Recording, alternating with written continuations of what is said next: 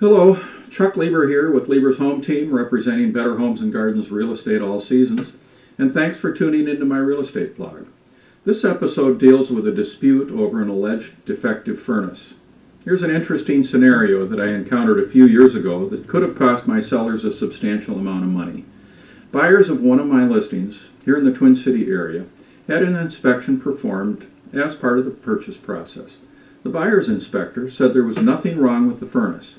After closing, and just prior to the next heating season, the buyers, which are now the new owners, had a heating contractor come in and do a routine inspection of that same furnace.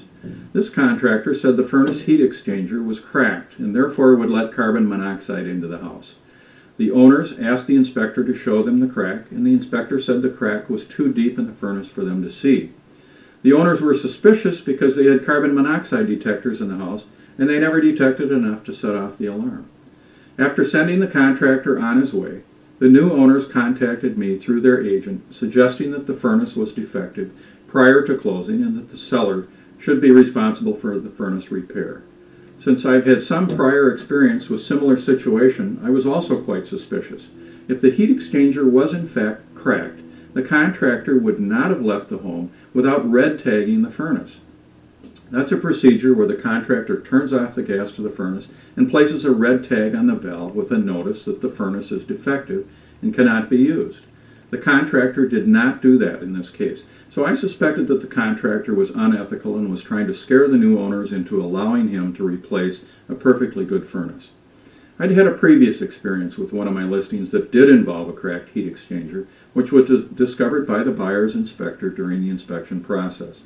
In order to verify that the heat exchanger was in fact cracked, my sellers had the furnace inspected by one of my trusted inspectors, who by the way is not an HVAC contractor. So he was in no position to profit by verifying the problem, which he did. After some research, I found that we had two options. One was to replace the entire furnace, but in this case, option two was less expensive for my clients, the sellers. Although it's rare, there were replacement parts available for this furnace.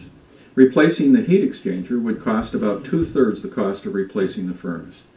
We approached the buyer and suggested that we could just replace the heat exchanger, but wanted to give the buyer the option of paying the difference in order to get an entirely new furnace. They agreed, so the furnace was replaced, having the buyer fund the difference in cost at closing. Getting back to the more recent situation, I mentioned that if in fact there is a crack in the heat exchanger, that it must have happened after the inspection that occurred prior to closing, in which case it most likely happened after closing and therefore my client was not responsible.